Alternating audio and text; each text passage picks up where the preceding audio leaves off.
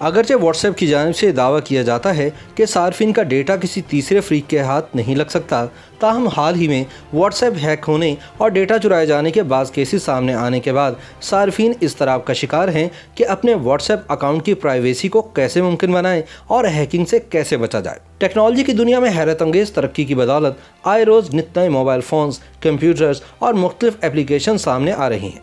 इनमें से कुछ ऐप्स या टेक्नोलॉजी तो ऐसी होती है कि देखकर इंसानी अकल दंग रह जाती है, मगर दूसरी जानिब इस टेक्नोलॉजी का मुमकिन तौर पर गलत इस्तेमाल करने वाले यानी हैकर्स भी सब कुछ अपने काबू में करने के लिए नित नए तरीके आजमाते हैं।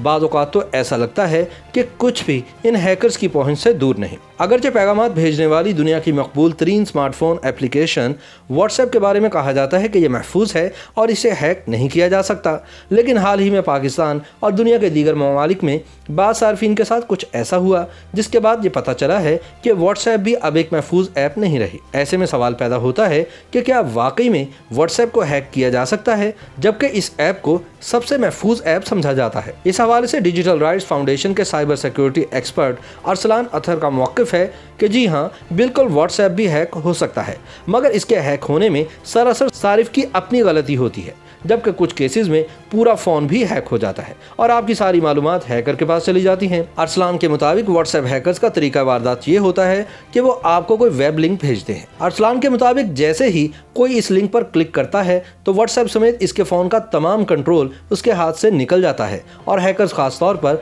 व्हाट्सएप को ही टारगेट करते हैं, क्योंकि अक्सर केसेस में देखा गया है कि जब किसी का व्हाट्सएप हैक हो जाए तो हैकर्स इनका व्हाट्सएप इस्तेमाल करते हुए दूसरे लोगों के साथ राब्ता करते हैं और उनके व्हाट्सएप अकाउंट्स और फ़ोन को भी हैक कर लेते हैं। इसी तरह एक चेन बनती चली जाती है और लोग इसमें फंसते चले जाते हैं। अमूमन एक सारिफ का व्हाट्सएप हैक होता है तो इसके कॉन्टेक्स्ट में बहुत से लोगों को इनकी तरफ से एक मैसेज चला जाता है जो कि इंतहाई ख़तरनाक होता है।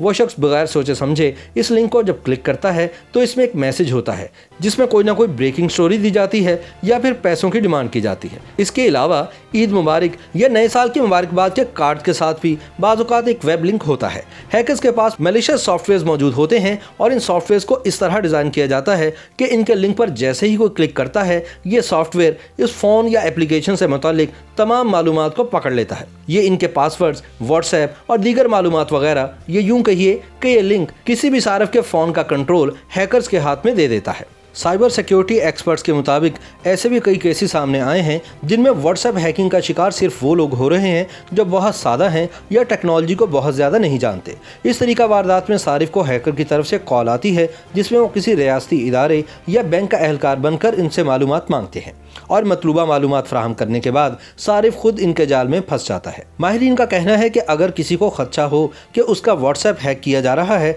तो ऐसी सूरत हाल में सबसे पहले अपने ईमेल समेत तमाम दीगर अकाउंट से लॉग आउट कर देना चाहिए और बाद में इनका पासवर्ड तब्दील कर दिया जाए। इससे हैकर के पास इनके फ़ोन में मौजूद ऐप्स तक रसाई खत्म हो जाएगी। लेकिन अगर आपके पास बैकअप नहीं है तो जो मालूमात हैकिंग के दौरान चली गई हैं वो वापस नहीं आ सकती। माहिरीन कहते हैं कि किसी को भी अपना व्हाट्सएप पिन कभी ना बताएं। आपको वेब लिंक्स पे पैगामात मौसूल हो रहे हों तो चाहे वो आपके करीबी दोस्त ने ही क्यों ना भेजे हों तो फ़ोन करके पहले उनसे पूछ लें कि उन्होंने लिंक में क्या भेजा है। मुमकिन है कि इनका अकाउंट भी हैक हुआ हो और वो लिंक हैकर्स ने ही आपको भेजा हो। इस हवाले से वफाकी तहकीकाती एजेंसी FIA के साइबर क्राइम विंग के डायरेक्टर अब्दुल रब कहते हैं कि हमारे पास व्हाट्सएप हैकिंग की शिकायत आती हैं, मगर ज़्यादातर लोगों को इतनी आगाही नहीं होती कि वो अपने व्हाट्सएप अकाउंट को किस तरह महफूज बनाएं, ये शिकायत कहाँ करें।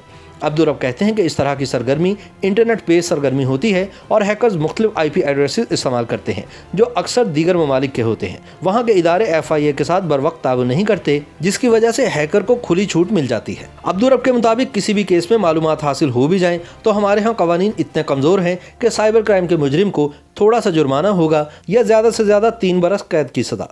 YouTube पर गूगली न्यूज देखने के लिए youtube.com की सर्च बार में गूगली न्यूज TV टाइप करें। गूगली न्यूज के पेज पर सुर्ख रंग के सब्सक्रिप्शन वाले बटन पर क्लिक करना ना भूलिए। YouTube पेज पर अपलोड होने वाली वीडियोस से बाखबर रहने के लिए बेल आइकन पर क्लिक कीजिए। आपको हर नई वीडियो के बारे में नोटिफिकेशन मौसूल हो जाएगा।